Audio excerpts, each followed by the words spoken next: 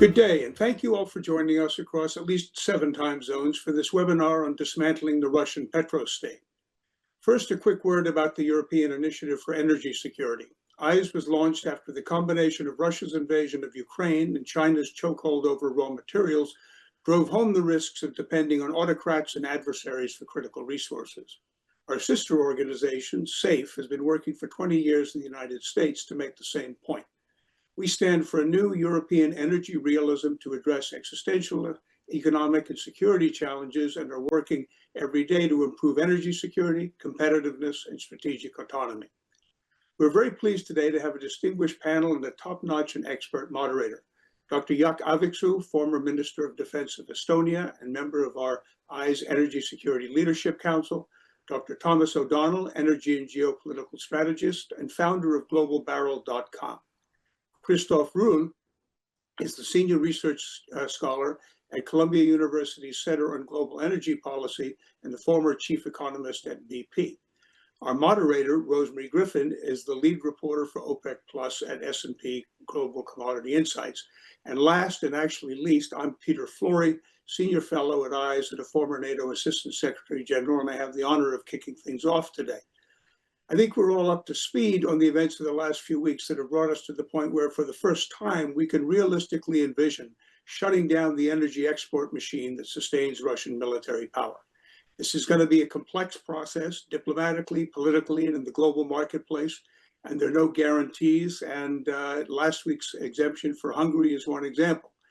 Our experts here will help us understand how this process might fold.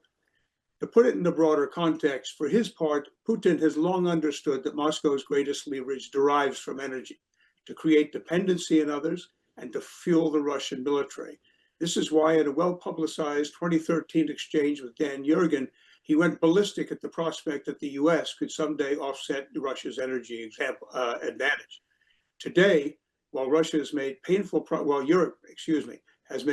progress in reducing its dependence on Russian energy, other global players, and even some European countries, are still funding the brutal war against Ukraine. But we're in a different world now, where Europe could find an off-ramp from dependence on Russia on the way to a more energy-independent future. Allies have the opportunity to step up, apply decisive pressure, and end the bloodiest war in Europe since 1945. Which brings us to today's discussion, and with that, I will pass the floor to our moderator, Rosemary Griffin. Thank you very much, Peter. It's a pleasure to be moderating today at such a critical juncture for Russia sanctions. It really feels like over the last few weeks, there's been a bit of a change in the sentiments. So, Dr. Aaviksoo, if we could start with you, and as the perspective of one of Russia's neighbors, how do you think we got to where we are today? Can you walk us through the development of President Putin's energy strategy, and why do you think it's so important to target Russian energy now? Well, if you ask from Estonians when it all started, so it started 1,000 years ago. So we have a long track record of living together with Russia. But more realistically, I think we had the first experience back in 1992, when we broke off of the former Soviet Union and made a currency reform, and then Kremlin introduced market prices for energy for Estonia. That meant actually tripling the prices, and we had, let's say, 12 degrees centigrade over the winter in our rooms. So that was the first lesson of energy and the importance of energy in global security affairs. But further from that, I think it was clear that things are bad. From all who are following the developments in Russia, I think in February 2007, during the Munich Security Conference, when Putin delivered a very outspoken address to all the audience, and unfortunately, I don't think we learned the lesson then. Then 2014, and then I think a lesson still unlearned is that of the Nord Stream. You may know that some of the countries whom the pipeline bypassed were actively against and were trying to inform our Western partners that this is not strategically a good idea. But then the Merkel government, I think they had their own ideas, and they maybe believed more than we did in the end of history approach. And by and large, I would say that hopefully by 2022 with a full-scale war, and especially after the events in Bucha, I think there is an understanding that this is truly a bad thing, and this is not going to stop. The most important thing, which I think some of our partners have not thoroughly learned, is that, as Putin says, the core reasons are not solved. And we know what the core reasons are. That basically means that Europe, one day sooner or later, will be a backyard of the imperial power in Moscow and sharing it with China, US, and then maybe India or whom else. And this is the reality. But as for winning the war, I think we basically there are three options. There is military. I don't think we are ready to engage military. I mean the Western partners. No boots on the ground on one hand, and even limited willingness to escalate with transferring the weapons. So what's left over? Sanctions, economic. First and foremost, the most effective two levers are oil exports, that is fiscal squeeze, and secondly, technology. Although they are smuggling, they have their backholes, but by and large, I think they feel heavily the embargo on high tech for their military equipment. And last but not least, which I don't believe very much in, is the social disruption in Russia, but I think Putin is well in control of the events. So here we stand.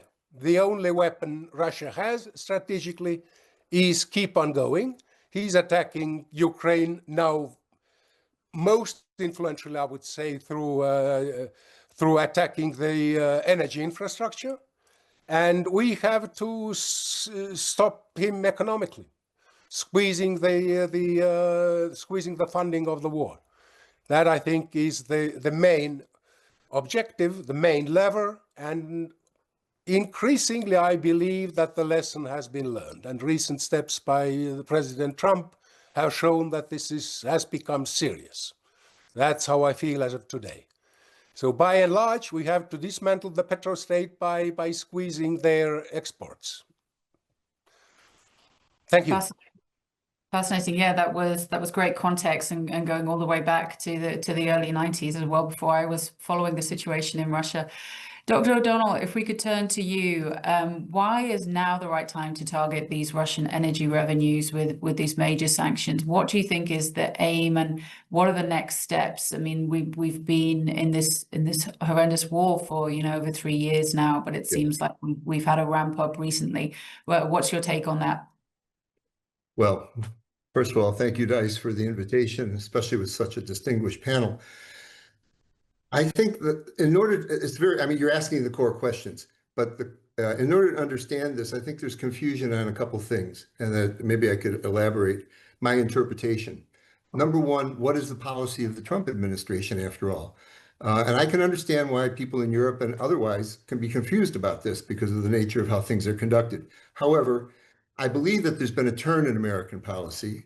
Trump had a very deeply held ideas in the beginning that one should give economic enticement, that he should try to entice and cajole Putin by offering economic enticements, very elaborate ones, return of the oil and gas market in Europe and on the other hand, territorial concessions. And he even wanted to demonstrate to Putin that he had Zelensky on board, and he managed that through cajoling and a bit of force, and nothing, flat, no response. Now, I'd say, I think it was mid-April, debate in the White House, debate in the cabinet, and I think it was a change in policy, a policy that had actually already been prepared, a plan B. And the plan B I see as, I've been calling it coercion first. And so there's one front is on the military front, and our colleague from Estonia could talk about that more than me. I'll leave that aside. My thing is the oil sector and the gas sector. Russia is a petrostate, and this is constantly repeated in Washington, in the Senate, and in certain people in the cabinet. And to go after it effectively is to go after the petrostate. So I believe the policy, I'll tell you what the policy is, and I'll give you a little bit why I think it's possible. The policy is, the trajectory of the policy is to destroy Russia as a petrostate, as an effective petrostate.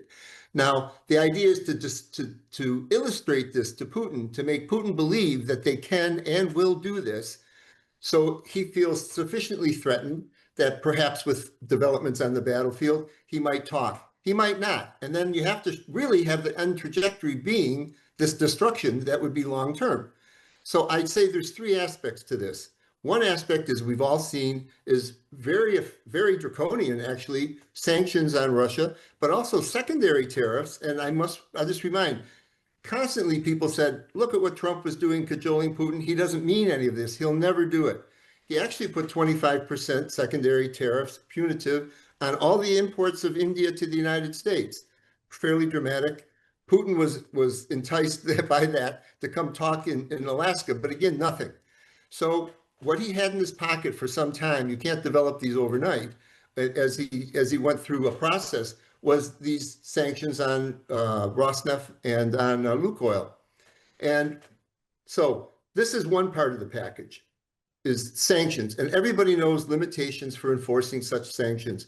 I would say the main thing that they're going after here is the 3.8 million barrels a day that are exported by ports, especially the westward facing ports, Ust-Luga, Primorsk, and Novorossiya. Kozmino, perhaps, but that's another issue. So they say they're serious, and he's done things that everybody doubted he would do.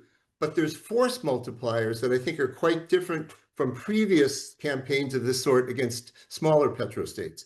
One force multiplier is military. So we know that Ukraine has had a very consistent, protracted campaign to hit refineries and infrastructure inside Europe, which has actually significantly cut the export already of refined products. Now we know that that has actually been in coordination with the American military since at least mid-July, actually earlier, in detail, targeting, avoiding anti-aircraft, anti-missile fire and so forth. So it's a very detailed military force multiplier. Number two, let's say out of, how should I put this? Out of deference to the Americans, the Ukrainians, these three westward facing ports I mentioned, they never hit the oil export infrastructure in those terminals. They hit other things. There is no doubt they could hit it, but they never did until September. That marked, in my mind, the end of the oil price cap mentality. The idea that we're forced to keep Russian oil on the market because it's too much of the market. We can't take it offline. And of course, the Ukrainians were not allowed or whatever, did not hit those. And now they have hit those. So these are both force multipliers. Besides just the sanctions, which can be done fairly effectively, they can also hit the ports and hit internally. A third force multiplier, I would say, is I believe the Trump administration and Trump personally has been working closely with allies in the Gulf, particularly the Saudis, UAE, to encourage them to put as much oil on the market, also for domestic reasons, lower prices and inflation, but also in anticipation of hurting the Russian petrostate, being able to take their oil offline, has worked with them to encourage them to put the maximum amount online. It's widely accepted now there's going to be a glut well in the oil market well into the next year. And in fact, there's even evidence that, after he got off the phone with Modi, Secretary of the Interior Bergrum was there, and he said, okay, Modi won't take any more Russian oil with the sanctions. So he immediately picked up the phone to MBS and said, we have a market for you. You should go ahead and take it. And so I think there's the sanctions and there's two force multipliers, military action, which can be significant if extended. And number two, to cushion it all in the market. Look, there might be effects in the market. You have to do these things carefully, not all at once and so forth. But there could never be a better situation to start taking Russian oil off the market than now.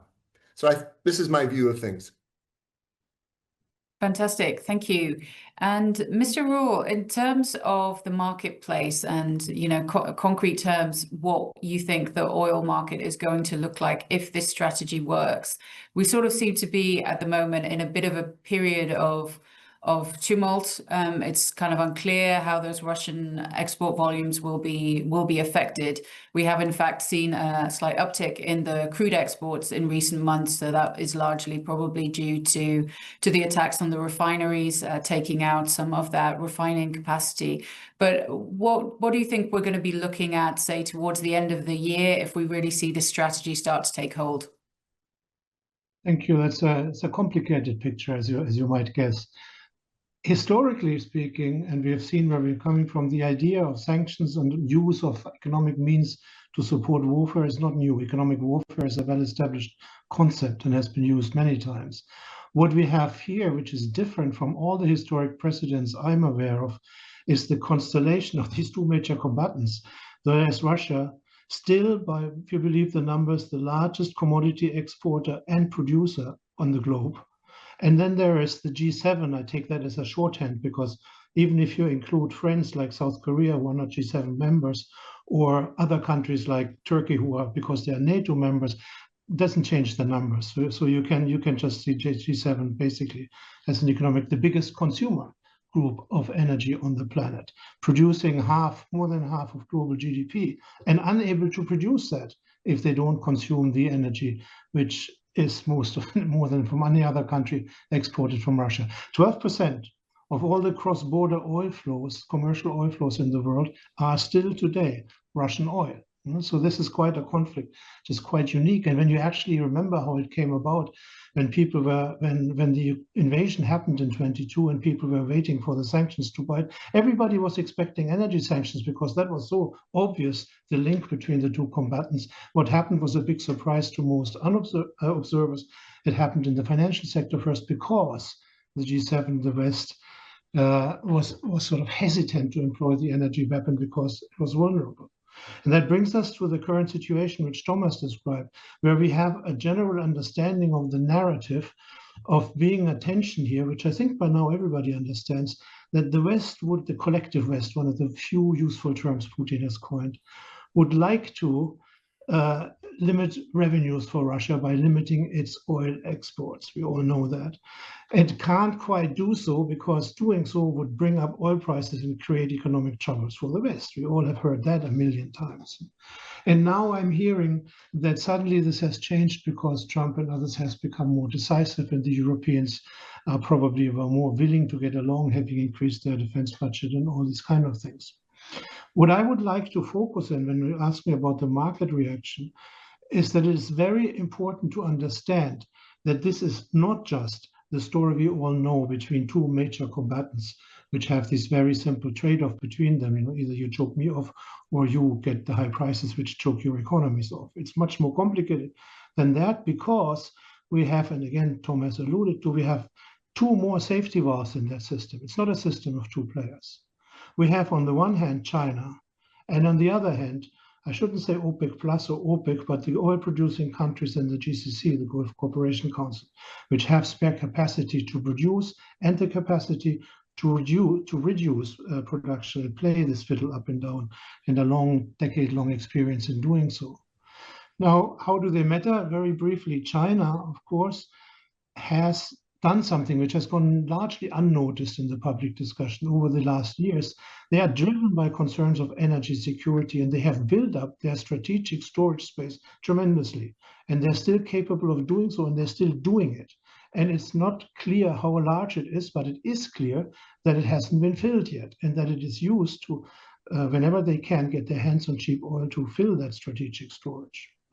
The GCC, the OPEC countries, on the other hand, that's much better known, have a problem because they are sort of probably seeing on the horizon demand leveling off. And in that situation, when the oil markets are no longer growing, it will be the cheapest producer who is the king, who can maximize his exports. And so what they have done is to scale back ahead of time production cuts they had implemented over the last few years. And as a result, they have put some pressure on the prices, but not really crashed prices yet. And so we have these two walls. The question is how will China react to these sanctions which we have, and how will the OPEC countries react to these new sanctions? Now, again, we can discuss it in detail much longer. The picture is complex but not unsolvable analytically. If we for 1 second leave aside politics and all that, it's pretty clear. And it's an interesting picture. If China encounters a situation of high oil prices, they will be enticed to buy more of the Russian oil and to neglect the threat of secondary sanctions and the pressure from the US and all of that, simply because the differential between global prices and Russian prices becomes larger. That increases the incentive. In other words, they will take, when prices are high, oil off the market, contributing to further price increases. Now, if prices are low, China is likely inclined to do the opposite. They won't care so much about, they can avoid all the struggle with the US and all these unpleasant things. And they don't really care about how Mr. Putin feels, probably, so they are likely to buy less Russian oil, bringing prices further down as the missing Russian barrels hit the rest of the market. So China is an accelerator in this game. High prices, they push them higher, not by purpose, by what their economic rational response is. Low prices, they push them lower. For OPEC, it's a simple game. If prices are high, they will try to be tempted to increase increase their market share further by releasing more oil in the market. That will act as bringing them down. If prices are very low, and we have seen this already, they are likely to stop increasing their production and probably increasing production cuts again, as they have announced for next year already, bringing prices up. So they're pro-cyclical. High prices, they bring them down. Low prices, they bring them up by their natural reaction.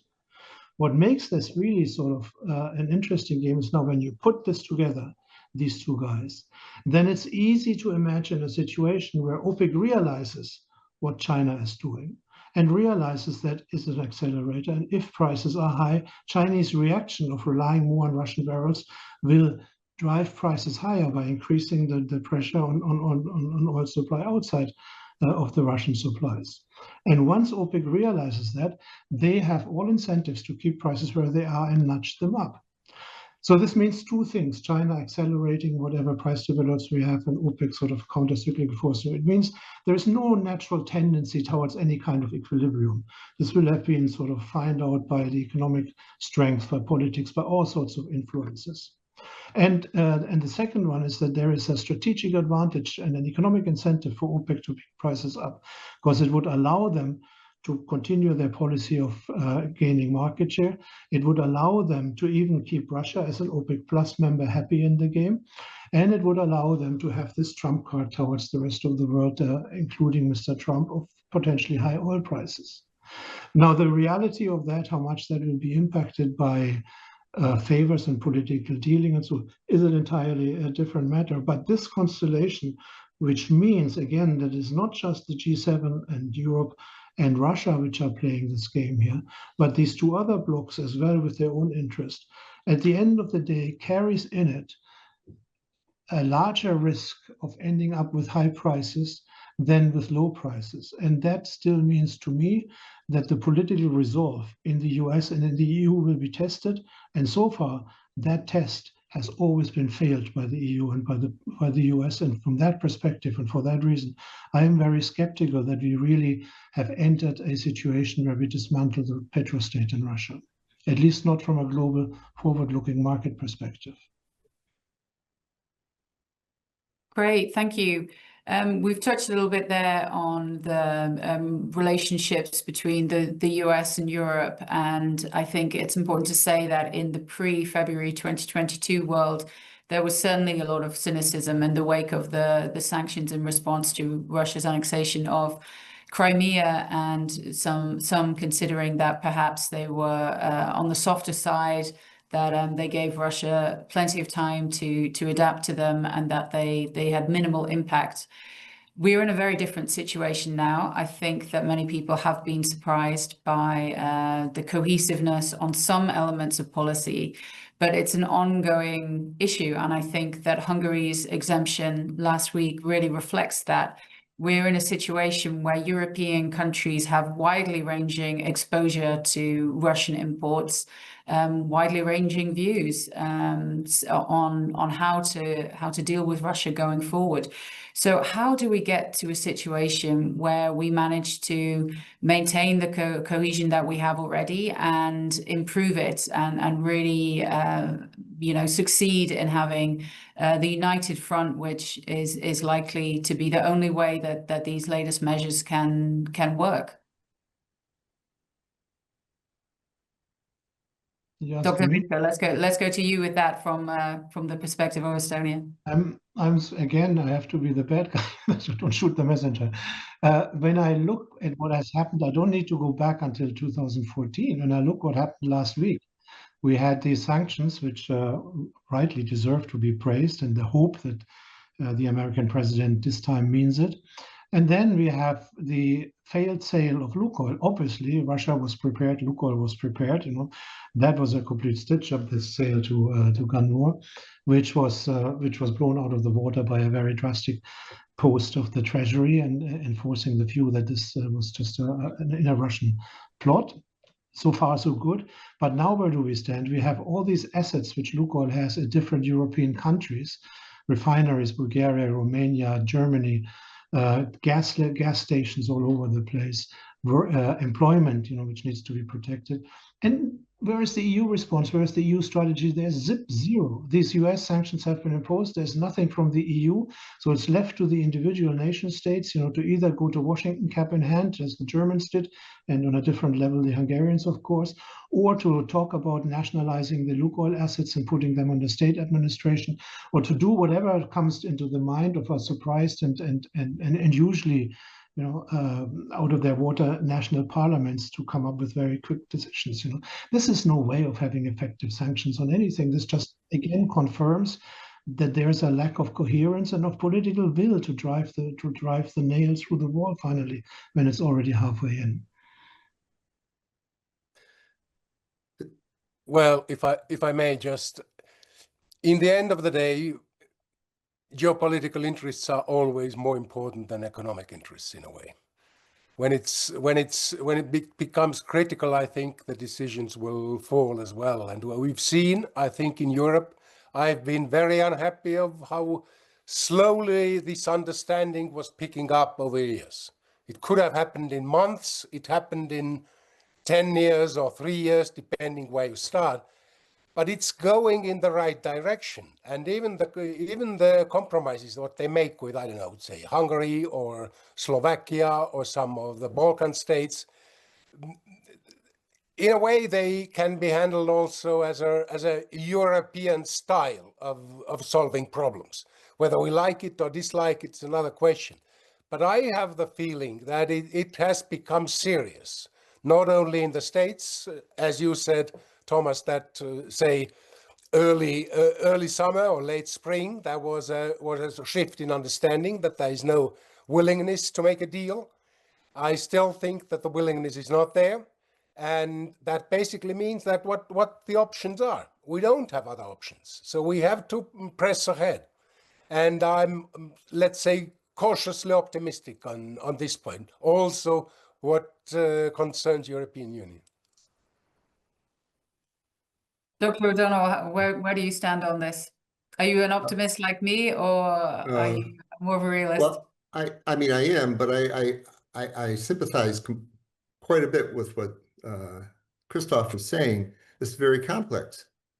Now, something is different in the United States right now as far as policy. I mean, if you look at the people who are sort of in the catbird seat now in the cabinet, it's Chris Wright, who was CEO or founder of a number of energy companies, and he's quite well versed in matters of the market and others. And then you have really Chris Burgum, who's the Interior Secretary, is taking more the lead. He was governor of North Dakota, where the Bakken is, and his state produced over 1 million barrels of oil a day, and I think it boils down to about 30-something BCM of gas. So he has a lot of direct experience. He's been especially aggressive on this idea of going after Russia. He's head of this, it's not a very nice name, but it's the Energy Dominance Council or Energy Dominance Committee in Washington that Trump set up. And these guys very much, if you look at, they were at this PTEC conference in Greece. The things that, now it's not fundamentally different than what the last 3 or 4 administrations have done in Eastern Europe, really trying to work to build north-south infrastructure so oil and gas can be shared and other things, and cut Russia out of the picture. But they had major, I won't go into it all, but they had major developments in Greece, deals that were made for pipelines, a vertical pipeline to bring to Ukraine from the south and to supply the countries in between that haven't weaned themselves from Russian gas or oil, and giving them a way that they can practically do it. And the same thing from the north, they made deals with people from the Baltic states and Poland in particular. That's more well developed to further LNG going from the north into Ukraine and along the way. So they have a pretty comprehensive program on this stuff. Now, okay, there's a number of things. I would look at it like this. European Union has structural problems, even if they wanted to do something dramatic like the UK and the United States did with these sanctions. And Trump put them on the spot. He made them prove they were going to try it. And they understood exactly what he wanted, and they failed. And it's not like they don't know what the Americans want to do. Chris Wright spent 10 days in Europe in September talking to the energy people, talking to leaders. Lindsey Graham, who together with his Democratic colleague Blumenthal, has this bill that 83 senators signed on to in early June when this transition was taking place. And they both described this as bone-crushing sanctions on Russia. They wanted 500% tariffs. That's the Senate, right? And when you listen to these guys, it's something different. I mean, it's this kind of visceral, I don't know, hatred or something towards Russia for using these resources for the war, but also a kind of visceral feeling. And they used it in North Africa. They used it in Syria. They used it in the south, below the Sahara to take, French interests away. They're using it in Latin America. There's this hate that it's not just about the war in Ukraine. It is about the war in Ukraine, but they want to stop them being able to use it. Now, whether they can do it, as Christoph is pointing out, is something else. But I feel this is something different. The superpower has turned. We got to do something about these guys, and they're willing to do some kind of extreme things. The fact that there's such a military aspect to this together in coordination with the Ukrainians is quite interesting. But I would just say Europe left on its own. We know what they passed, this 19th package, and it has to go to Parliament. There's all this. So here's Orban. What should I say? It looks like, okay, Trump gave in. But if you look at the details of what happened, the EU is not going to force them to stop taking Russian fuel rods or building Russian reactors.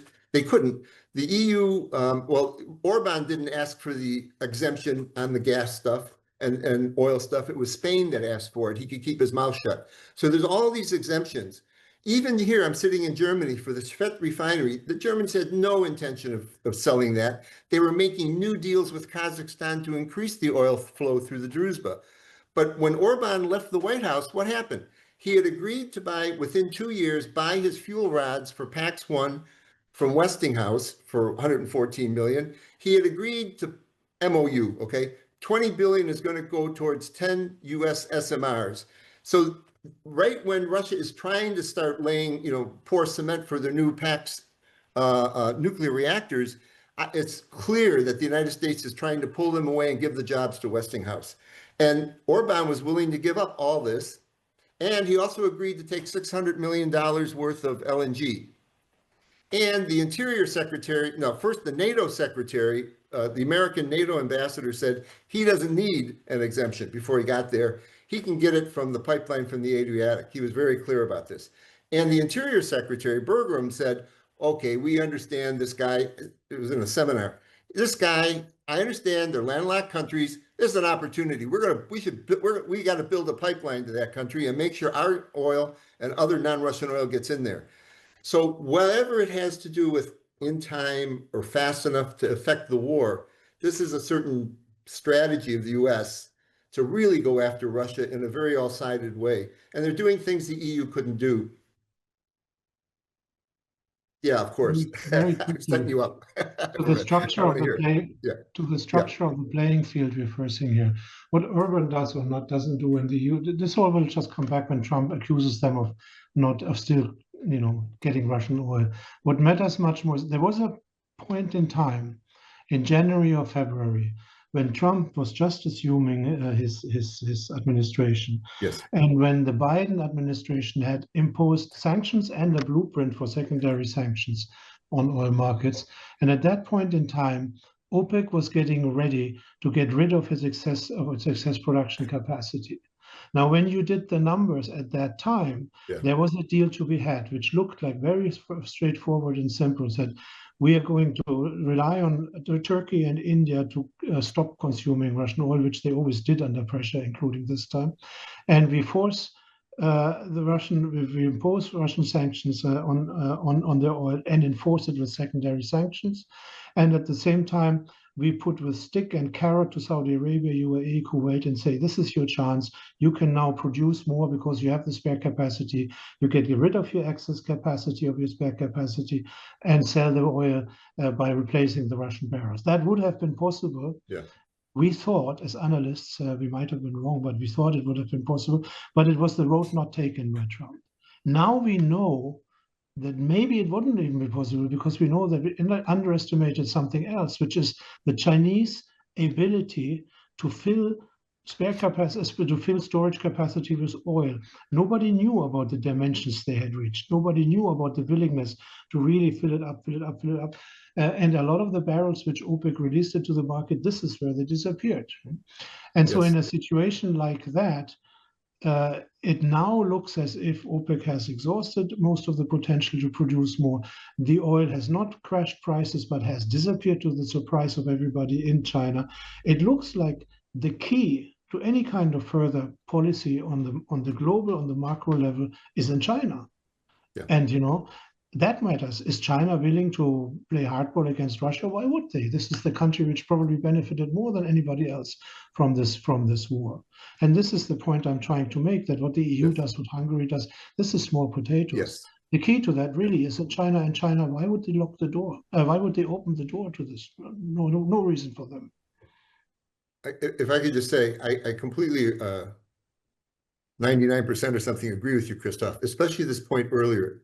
There was apparent opportunities, whether it would have worked or not. And it might turn out that the fact that Trump had this predilection, this deep felt belief that he can make a deal with this guy, right? End this war. And now we've delayed this whole process of at least on the oil front for how many months, 8, 9, 10 months. It might be that it's delayed too long and it's tragic for actually on the battlefield. We don't know, as far as what happens there. But I think they have turned, and I think you're right. It's going after China is obviously the difficult part. There's the ESPO pipeline, and what is it from Cozima or whatever? They take about 900,000 barrels, I think, roughly, almost from those routes. Say roughly a million. Say roughly. This is from Russia, aside from whatever comes from the Western ports. Say if they could shut that off, and you're right. The way to shut that off seems to be that the Trump administration would have to go directly after China and somehow make it hurt that they agree to do this. And I don't know. They say they're interested in doing this. They said it about a lot of other things we didn't think they'd do. So I'm just pointing, I agree with you. That's one main thing that has to be gone after. Now, it is also the case that if they shut down this stuff quickly in winter on the west side, they could do some real damage to the Russian oil sector, because they don't have storage and so forth. And people talk about that. Whether that's a serious plan or not, I don't know, and it's complicated. But even shutting that off hurts Russia. It's not going to end the war necessarily in and of itself. But so I agree with you. The question is, what are the Americans up to next? It's not clear to me. I'm coming in with a question which as not being a specialist in these markets, I still think I understand something, how strong is the financial pressure to Kremlin. We are not talking about cutting it by half. I think critical limit is cutting it by 20%. 20% is already very, very substantial reduction of income. So how it looks like quantitatively is also important, not only qualitatively. 20%, and you realize suddenly that China has the ability to smoothen that out by importing more or less 20%. We are not talking about China's imports which are being consumed. We are talking about the flexibility to scale up and down storage. Then the 20%, are at the mercy of China. It's a unique situation where China controls indirectly the oil price. but Okay, it's not I got your point. it's Thank not a you. good place to be in. Yeah, no, they have the Americans have to figure out some way of approaching that, and it's not clear if they intend or what their intention is. That's absolutely true. I mean, And if the doing this Europeans other wanted to stuff, they cut can into do. water, Yeah, what they happened can to do this the- other stuff, and that will hurt a lot, of course, but that's separate. Yeah. And speaking I'm of sorry, shipping, Kristen. that's come up a few times already today. One of the other side effects, or one of the other Kremlin responses to sanctions imposed since 2022, is the rise of the shadow fleet. And just wondering, perhaps we could start with you, Christoph, how you see that developing. What has that meant for the oil market? This rise of alternative shipping. I mean, when you look at the history of the impact of sanctions, both in gas and in natural gas and in oil against Russia, it's mind-boggling. It is really mind-boggling how quickly and how efficiently fossil fuels adjusted to these major disruptions. So you had the huge wave of LNG transport into Europe, which didn't even have the infrastructure in February 22, which prevented, together with merciful weather, the European sort of lights go out literally the next winter. And you had this big redirection of Russian oil imports away from Europe and towards India, China, and Turkey. And the shadow fleet is one of the little or important machineries which carried that project. You can, now that it has been built, you can do real damage only with thorough secondary sanctions, which impact everyone employed in that supply chain. That means the ports, that means the refineries, that means all the institutions in China, India, and Turkey, which can be tempted to give in to the pressure of not being able to deal with the US dollar ecosystem and with US financial institutions anymore. Only in China there might be some wiggle room for the economy, for the government to do what they want to do despite this threat of secondary sanctions. The shadow fleet, as the name says, is still there and will continue to do its very best to evade these kind of secondary sanctions. And they have been, what shall I say, they have been very effective at that. And so my take on the shadow fleet is that you can make it more expensive, but you cannot completely eliminate it. It's more sensible to tackle them through secondary and financial sector sanctions. That's the most efficient. Blowing the ships up is out of the question, and bringing them up on the ocean, which was a possibility, but it doesn't happen. That ties in nicely with one of our audience questions, actually, and perhaps Dr. O'Donnell and Dr. Vixu, you could add your 2 cents on whether military moves against the shadow fleets are something we may see in the next few months. Yeah, well, I don't think so. Out in the open waters, not. But I think ports will be attacked increasingly. That's my prediction as of yet. But not in the open sea. I think we can make it complicated. We can introduce checks, so kind of semi-hard measures, and this will maybe, it takes more time to travel. Instead of a month, it takes 2 months maybe. We can do that. How effective it is, I don't know. But military, no. I mean, with a drone, you're not going to sink, unless I don't know something. You're not going to sink a big tanker with a double hull. But they hit the port of Primorsk, for example, blew up the main pumping station for the export terminal, and they hit 2 ships in port, as I understand. But they hit above and set them on fire. But this was recovered in some time, and it was a very complex operation because it's very well protected. And however, they're talking now about getting more cruise missiles that they make themselves and otherwise. I don't know what they're up to. They hit the port of, let me see, the port of, it's not Novorossiya, it's nearby, it's the port of Ayusa. I think it's, what's it? Ayusa? Tuapse. Yeah, yes, that's it. I'm sorry, my Russian is not very good. And they hit that port and they, closed it for apparently 2-3 days. They hit the refinery. So again, it's sort of like the refineries. If they decide to hit these aspects of the ports and do it sustained, and they have, the same assistance from the Americans, they have a little heavier weapons. A lot of the shadow fleet is going to go there anyway. They own it or whatever. And some of the other ones that are not so confident, well, maybe they could be scared away. There might be some of that. But the infrastructure in the ports, they can do, if they can manage to do sustained damage, that might have significant effects. So there is this aspect. And it's not a consistent, concerted campaign has not started like it has against the refineries. As a rule of thumb, I think it's fair to say that pipelines and export terminals are things easily repaired. They're pretty complex equipment where Russia has the capacity to repair it quickly. Refineries, especially those which have been upgraded with Western kit over the last decades or so, much harder to repair.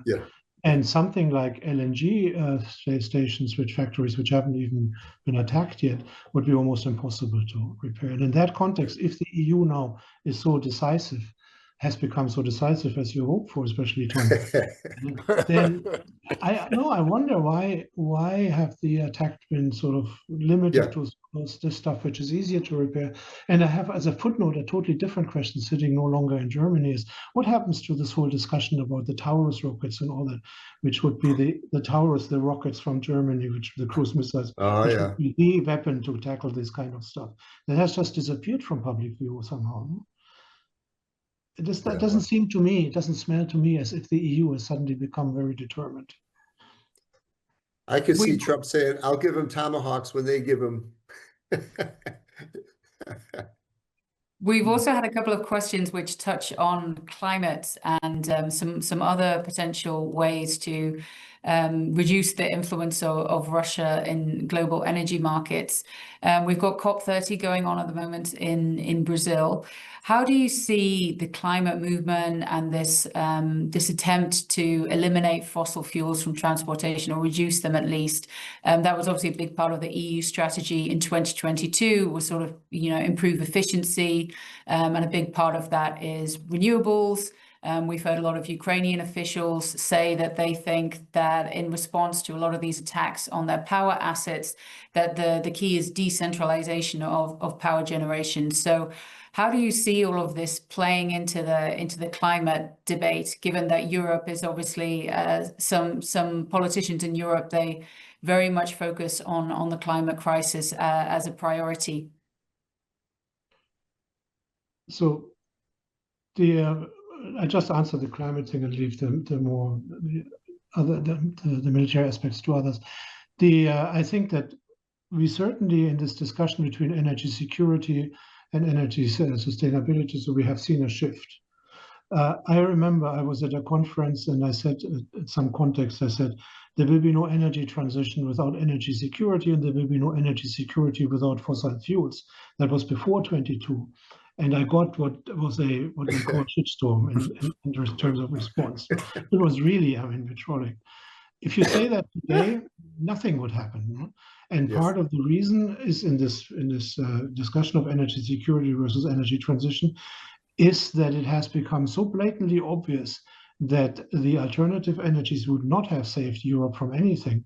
And fossil fuels had this tremendous flexibility of being redirected and being effective in plugging the holes in the system and the threat of boycotts and all of that. I think that has left an imprint because it's clear you cannot do the same with the sun and the wind. You cannot transport them across borders, and you cannot switch them on when it's dark and there is no wind. So all of that is now fairly well standardly known. But I think the consequences of the invasion have considerably contributed to that shift in attitude. And I'm not saying it's a nice shift in attitude, but there it is. Yeah. I think go ahead, Jack. Yeah, of course. Okay. Well, what I wanted to say is, in any case, even the most optimistic scenarios, they take decades, if at all. Yeah. So, in any case, concerning the conflict in Ukraine, this is too slow under any circumstances. Well, I've taught a course on this every semester for, I think it's 2016. I'll tell an anecdote like Christoph did. I gave a talk at sort of one of the elite postgraduate institutions here to their energy alumni in Berlin, 2016. And I said, you keep installing windmills, you're going to make natural gas more geopolitical. And they go, what are you talking about? I said, well, it's no accident if you talk to people in certain ministries, they say, I'll do this as long as I can keep the Russian gas. Because we have what they call Dunkelflaute, days, batteries are great. If it would have worked, it would have been fine, but it's short term. It's not something that takes care of the fluctuations that happen for longer periods of time. And natural gas is the de facto grid scale storage. It can be ramped up and down in sync. And the last minister, who was the head of the Green Party, he came to understand this. He's the one who wanted to install, I forgot, 35 or 40 new natural gas turbine plants so he could cover 2% of Germany with windmills. And that's the situation. It'd be great if there was a storage technology, CCS, hydrogen, batteries at scale for long term. This is all 40 years already. I'm a physicist, Right. Nuclear physicist. I know going back 30 years, there's been intense research on all these things, and it hasn't been produced at scale. And it was part of the model. It was said by the fathers and mothers of this model that you needed that. And so you can't have majority, I would say, renewables, weather variable renewables, without having that other technology. So you necessarily will also have oil and gas, especially gas and electricity. Absolutely. So I'm conscious of time. I'm going to do a quick round of each of you. If you have any concluding comments, let's start with you, Dr. Vixu. Well, first, I think it was a very, very useful discussion. There was a little bit of optimism, a little bit of realism. I don't think we were totally pessimistic, so that was a good message. However, when I think us back 1 year or 2 years, we are in a better position, I think, today than we were 1 year or 2 years ago. And if this is true, I think we have to continue along those lines, even if it takes some time, especially in the case of Europe. In US, I think it's more, on one hand, unpredictable, on the second hand, more influential. But by and large, I think the Russia will not solve its core problems. We solve our core problems. Dr. O'Donnell, over to you. Yeah, well, thanks for this opportunity. This is very interesting for me.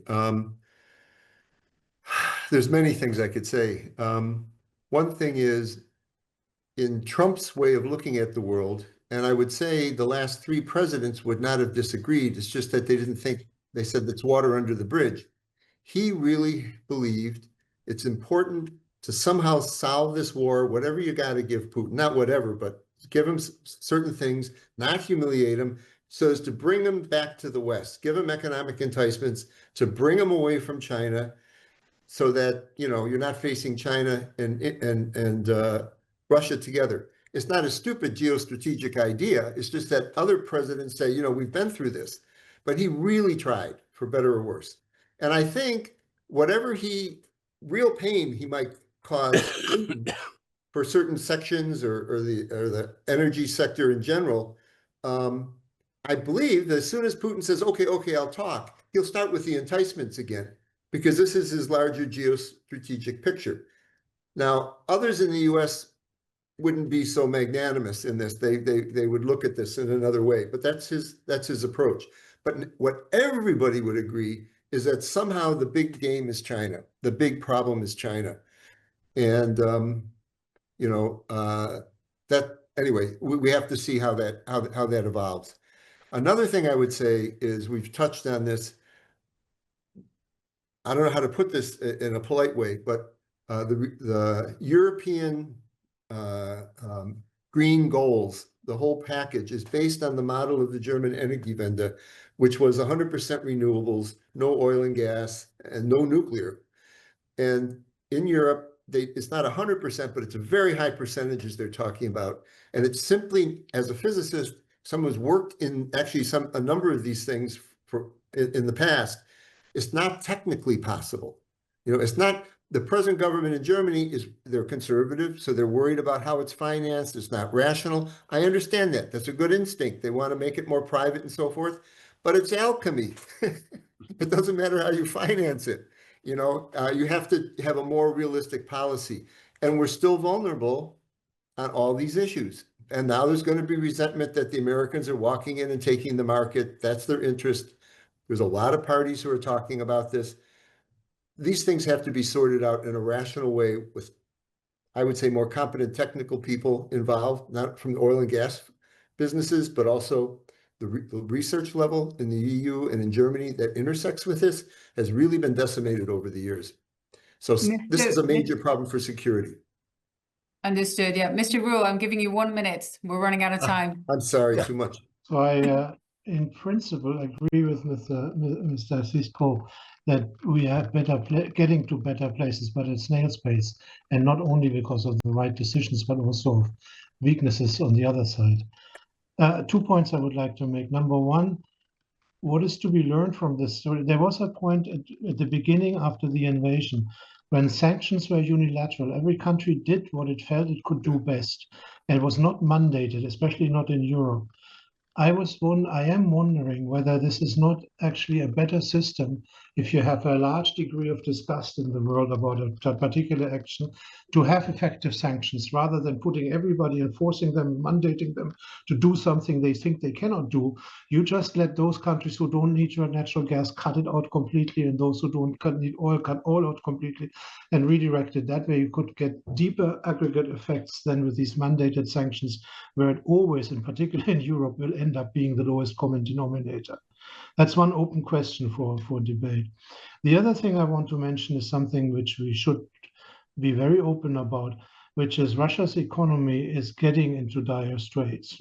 Yes. A war economy geared totally to war, like Russia's economy has become over the last 2 years, in many ways is like a consumption-based economy, right? You produce either washing machines or you produce tanks, and they're gone and they're not investment goods. There's one decisive difference. If you have a consumption-based economy like the US, and then it overheats, then you can just impose taxes on this production of consumption goods, and you bring it back down to normal. You cannot tax the production of ammunition or of essential war goods, so that would be self-contradictory. And so you're much more tempted than the consumption-based economy to finance it by inflation, by printing money. This is exactly what happens in Russia, and this is the deeper reason why these energy sanctions are why it's so important to cut the revenues from energy exports. And that's something we should not forget about in these discussions. Good point. Sorry. Thank you, Mr. Rule. I think that's a great place to end.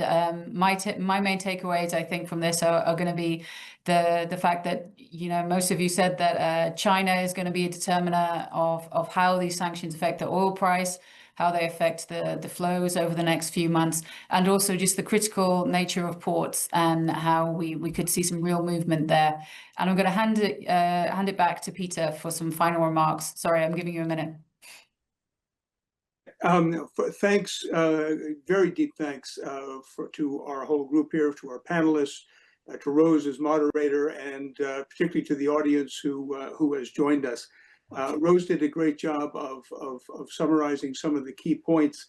I would simply say I think this is a great way to approach the problem. Jaak, you sort of set the context and the challenge there, and emphasize the importance of the energy weapon. Tom, you set forth the thesis. Usually these things webinars don't usually go in a obviously Hegelian cadence like this, but we appreciate then Christoph coming in. And I'm not going to say the antithesis, because Christoph agrees with where we'd like to go, but what are some of the challenges? What are some of the market dynamics? What are some of the complications we have to live with? So with that, I will thank you all and wish you all a great day, and we'll look forward to seeing you again for another webinar. Thank you. Thank you.